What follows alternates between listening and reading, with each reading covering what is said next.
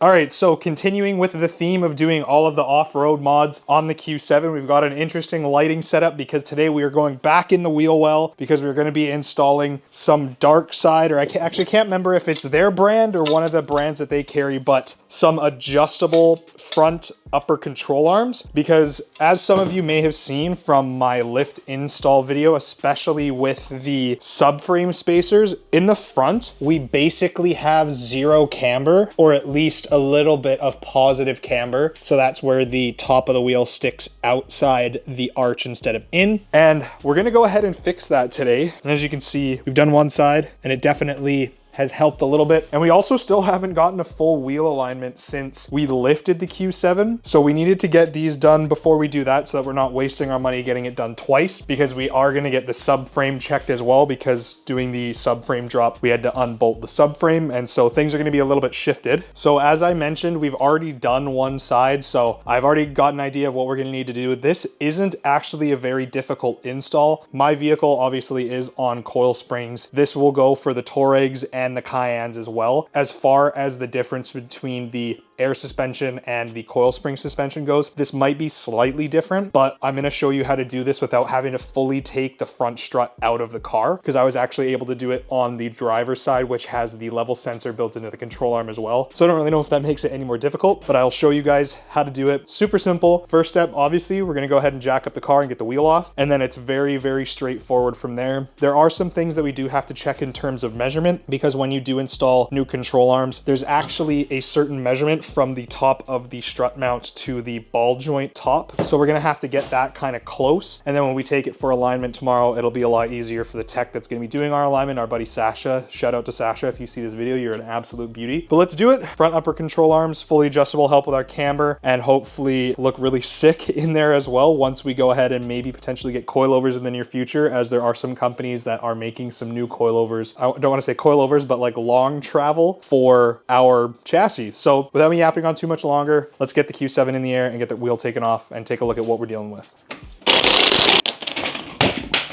What the hell? My light just about killed me. Okay, so like I said, this install is fairly straightforward. Nothing super crazy to do here that's gonna make things like unachievable for most people. We're gonna go ahead and undo the top of the strut. So we've got 4 nuts around the top of the coil spring. They're easy to get to, you just need a long enough extension. So there's 4, 2 in the front, 2 in the back. The back ones, you just come up from under here. Gonna get those guys out. And then we're gonna come under here and get the main nut and bolt out of the bottom of the strut, this guy down here. This is gonna be the tightest bolt in the car. Now, some of you might think that's gonna be the ball joint up here, which is not the case. It's gonna be this one right here. This is 155 Newton meters plus 90 degrees to get that guy back on for tightening. So we're gonna undo that. Then you're also gonna wanna undo the sway bar end link here, because you're gonna need that to lower the strut all the way down. And then you've got your strut out. Well, you're gonna need access to a second jack. Put it underneath the control arm just to kind of keep the weight up for the strut for now. And then we're gonna go ahead and break loose the ball joint here. This guy, I believe, is a 17 mil. Get this guy a little bit loose, and then you're gonna wanna focus on separating this. Now, you can use a pickle fork, you can use like a ball joint specific tool. There are a couple different ways you can do it. Now, if you're really gonna go for it and get this guy out, you can do it a different way as well if you don't have any of those tools. Undo the nut far enough to cover the top of the thread of the actual ball joint itself, and you can hit it with a hammer from the bottom. You can also hit it with a hammer on the side of the, I guess you could call this the spindle part of the front end, on either side to loosen it up, and then eventually it should come loose. Now, don't take the nut all the way off, because if you do that, this whole assembly is gonna fall forward towards you. And you don't want that to happen, because that's how you destroy brake lines and all the electrics that run to your brakes and your ABS stuff up in the front. So don't do that. Once you get that out, we're gonna go ahead and loosen the 16 millimeters for the upper control arm up here. This nut up in here is gonna be the most difficult part of this, because you've got a couple lines in the way and this retainer here. So you're gonna probably get frustrated doing that, but once you get everything loose, it should come out fairly easily. But let's get to it, one thing at a time. I'll show you guys how easy it is. So we're gonna start with doing the upper strut bolts. So those 4 in the top, those are all 13 millimeters. So we're just gonna come up in here You can break them loose by hand and then go from there, but I just kind of do it with the electric 3/8 impact just because it's easier for me. Now remember, this is under, I guess not a ton of tension other than now it only being held up by the sway bar end link down here on the bottom and then also the lower strut bolt. So it's keeping it kind of up in the car at the moment, but we're gonna change that in just a second. So now we're gonna go ahead and grab our 21 on an impact or a large breaker bar, whatever you've got, doesn't really matter. Now we're gonna go ahead and take the lower strut bolt out. So I've got a 21 on like a pretty decent size 1/2 inch ratchet here. And then I've also got a 21 on this guy. So I'm gonna go ahead and go down here and try and break this bad boy off. So that guy's off now. So at this point, this is where you're gonna wanna grab your jack if you've got a second one, which I hope you do. It's gonna make your life a whole lot easier. And we're gonna go ahead and just put it underneath the bottom of the control arm where the control arm meets the bottom of the strut, essentially. And we're just gonna get it just kissing it. And then we're gonna go ahead and get our lower strut bolt out. Okay, and now with that guy loosened, so with the strut fully free, we are now gonna go ahead and sway bar end link out. Now this one, it really kind of depends how you wanna get it out. Lots of different ways. I'm gonna go ahead and try and do it with a socket and a wrench. So 18 millimeter, and hopefully I don't throw my back out trying to do this. Here we go. I lost my goddamn OSHA-proof footwear. Now be careful, as obviously the sway bar is loaded because I don't have both sides off the ground. But once both sides are back on the ground, you can put the sway bar and link bolt back in, which is kind of a common way to do it because obviously the suspension is fully at rest at that point. So there goes the nut. So we got the sway bar end link out now. So as soon as we take the ball joint nut out now, the suspension is basically going to be weighing down on itself. So we'll go ahead and take that out now. That would be an 18 as well. So I'm just going to go ahead and break it free with a ratchet. Now, the thing with obviously doing ball joints, for any of you that have done Volkswagen ball joints before, you know that there's like it'll either be a Torx bit or it'll be a triple square that fits like a bit up in the bottom of here. So you're supposed to use a wrench around here. Now we'll see if this one slips at all, because you'll be able to tell because the whole thing will be spinning around. But I think this upper ball joint has been in here so long that it's not going to require any of that. So we're going to get the nut turned down all the way to the part where I said you'd want it to. I'm going to bring you guys in a little bit closer here. Now, as you see, I don't have any tool or anything. I'm going to go ahead and give it a couple taps from the bottom. Now, I should be able to hit this like 1 or 2 times on the side here and it should come out.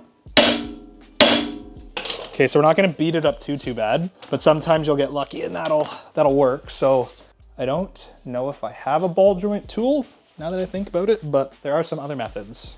And naturally, of course, as I turn the camera off, put some WD-40 in there and then hit it one more time from the bottom, it came out. As you can see, there's a little gap here now. Way she goes in show business, kid. So you're gonna go ahead and get that basically taken all the way out. It's still holding on by about a tooth. Now here comes the fun and tedious part of this entire job, is getting the bolts out for the upper control arm in the back. You're gonna need 2 16 millimeter wrenches. I have one ratcheting guy that is very nicely destroyed after years of service, and one standard. On the back side of the vehicle, so this goes for both the front, or sorry, the left and the right side. The back is the easier one for loosening. Oh, actually, you know what? Hold on one second. We're gonna do something else before I start with those. I'm gonna go ahead and take out the grommets for your ABS and your brake hose, because this is gonna give us like more flexibility as this all comes apart. Now we're actually gonna need this guy to come fully out now. There we go. This is actually something really important to take note of. Now this math probably isn't gonna check out because these upper control arms have been in the Q7 for about 160,000 kilometers now. But I originally mentioned at the beginning of the video, there's some measuring that you need to do. So this is a good time to practice what you're gonna do. Grab yourself a measuring tape, and you Americans are gonna be really pissed off when I tell you we're about to measure in millimeters. You're gonna measure from the top of the front 3 strut tower mount bolts or whatever area, the cradle. Up here, you're gonna measure from basically the center of that to the outside edge of the ball joint here. like up on the metal part in the front. And you're looking for that measurement to be 155 millimeters when you go to reinstall the next control arm when it's at rest. So that will be the point where you tighten everything up. So essentially it'll be a little bit higher because right now it is sagging from all the times it's been pulling down. So you basically want that edge to edge to be 115 millimeters, which works out to 6¼ inches roughly for you American folk. And then at that point, that would be when you tighten the new control arm in, and I'll show you when we get there. We're gonna go ahead now and I'll show you how to get in here to take the control arm out, because this is the fun, tedious part. So originally breaking these free is gonna be fun. Oh, no, it wasn't bad on this side. On the other side, it was a little bit more interesting. So we're gonna make sure we can get both of them free. Now, like I said, getting up in this front one up here is gonna be a little bit difficult because you do have, I don't know what sensor line it is, but that little wire retainer is gonna be the bane of your existence. So just take your time, or be like me and get mad and huck a wrench across the shop. So I got the open end in there, got the ratchet on there. Now, obviously don't be like me and push all your weight on the open-ended one. Oh, that hurt my arm. Okay, so we're gonna need to do the double up method here. So we're gonna go grab another wrench. Here we go. Okay, so hopefully that broke it loose, because if not, I'm gonna hate my life in a second. So now we're gonna switch back to the ratcheting on the inside one here, and we're gonna lock in our non-ratcheting. So I'm gonna get these undone, and then I will be back in a second so you guys don't have to just stare at my back this whole time. So as you're getting close to getting, especially the front one out, be prepared to catch the nut because it's gonna fall out and try to escape on you. So you got that guy pretty much all the way out. Then we're gonna move to the back. Back one, like I said, a lot easier. We can actually go ahead and put the boxed end of the wrench on the very back, and then, okay, so now we've got that out. So the next thing, I have to back you guys up again because we don't have the bolts fully out. We are now going to go ahead and drop the front suspension to get the strut low enough out of the way for the bolts up in the top. So I'm gonna go ahead and, here we go. We got the strut pretty much like super low now. So you see I didn't have to undo the CV or like anything like that. So we can just go ahead and take the bolts out. We'll get the control arm. There's one and there's two. And we should just be able to yeet the old one out. There we go. Didn't have to take the strut fully out. Didn't have to undo the CV axle or anything.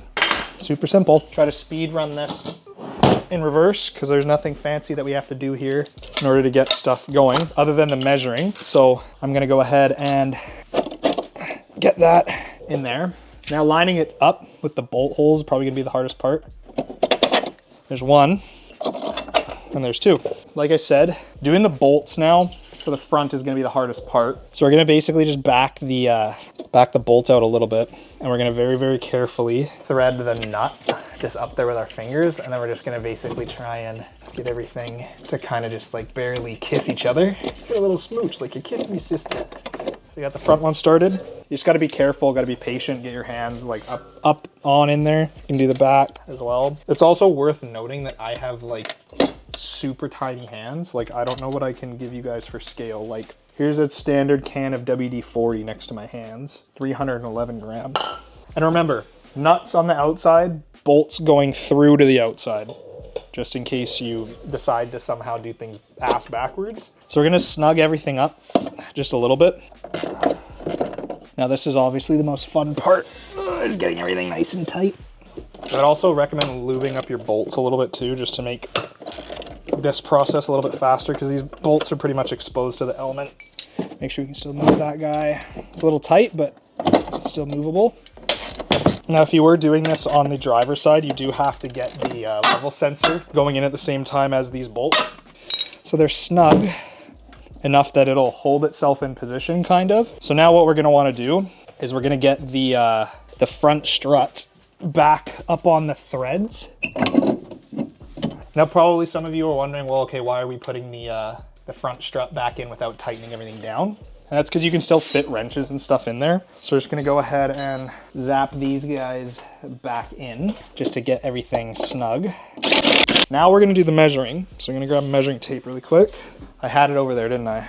Oh, It's right behind the camera. I have like very limited brain cells when I'm working on my car, especially after work. Okay, so what did I tell you guys? 115 or 155, right? We're basically already almost bang on. I'm actually just gonna raise it a little bit. So probably, honestly, right about there is probably good. They should be tight enough that you can hold it all up with one hand and then just tighten one side so that the whole assembly doesn't move. And naturally, I spoke way too soon. I'm just gonna do my best not to bump anything. Okay. Quickly double check. Now, obviously because these do have adjustable upper ball joints, I push it to the full inward camber setting, so the most amount of negative camber when I'm doing my measurement, and then I measure to the outside, and that is pretty much bang on right there.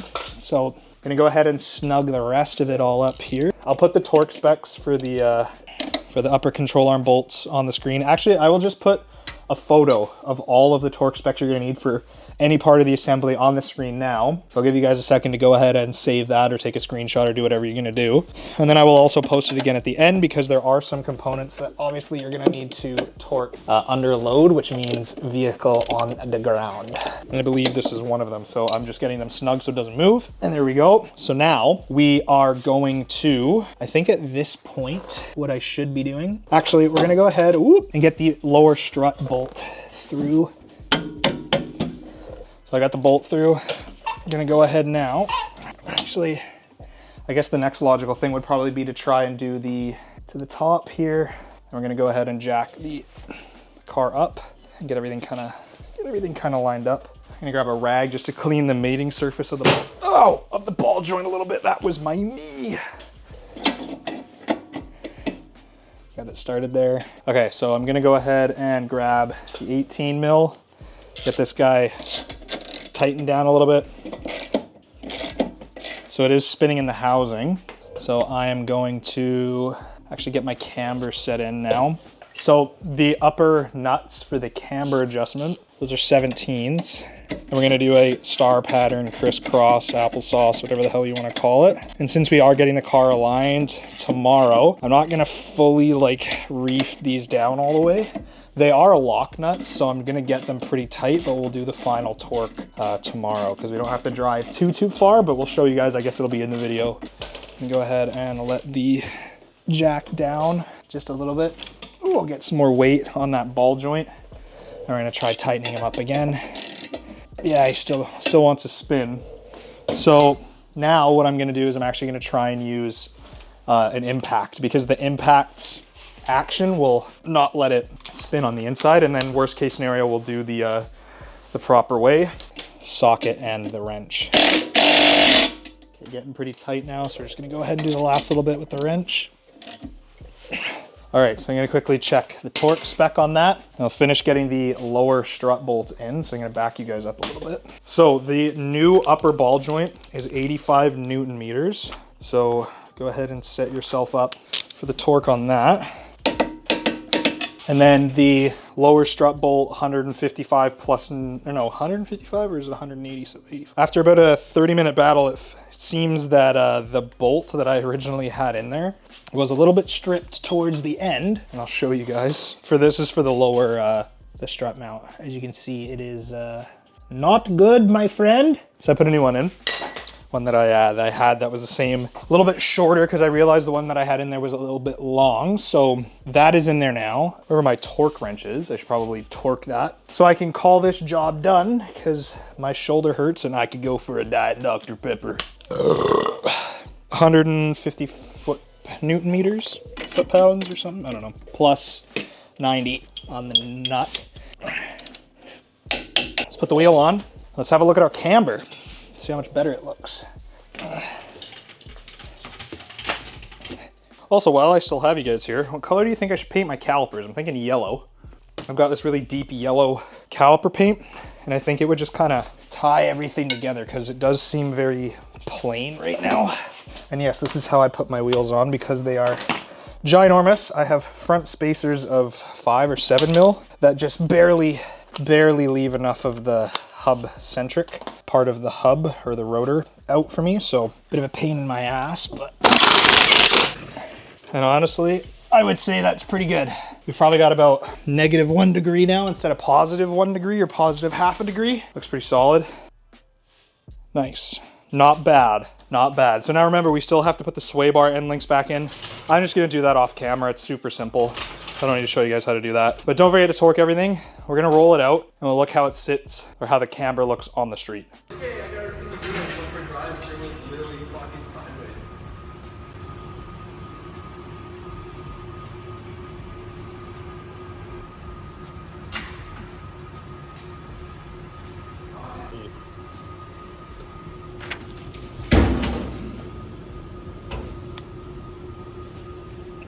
Yeah, I'd say that's pretty good. Dude, honestly, that's not bad for the fact that like I literally pulled the subframe out of this car. Okay, so the alignment on the Q7 is done. The car drives perfectly straight. Thank you again, Sasha, and also Alan for hooking me up with the alignment over at Audi. So we're just about ready to go on a lot of off-road and overlanding adventures. So I hope you guys are excited for those. But like I said, I'm gonna show you guys kind of what the camber looks like so we can compare it to, and I can show you guys what it looked like prior to doing the control arms, because it has made quite a difference. Now, a lot of you guys have probably at this point maybe even gone and looked to see how much these upper control arms cost for what you actually gain from it.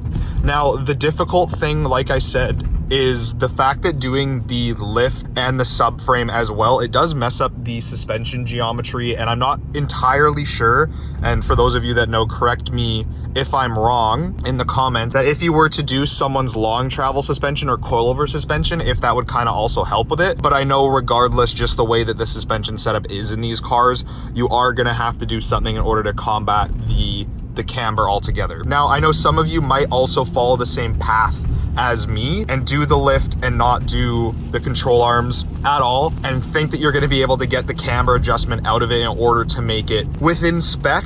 And like I said, I did actually get the first wheel alignment, which was kind of like improper or not correct, done when I got the tires installed on the Q7. And I got that done, I want to say like maybe 2-ish months ago, and it didn't actually fix my issue. So it was a little bit of a waste of money on my end, but it didn't really cost me anything. I think it was like 120 bucks.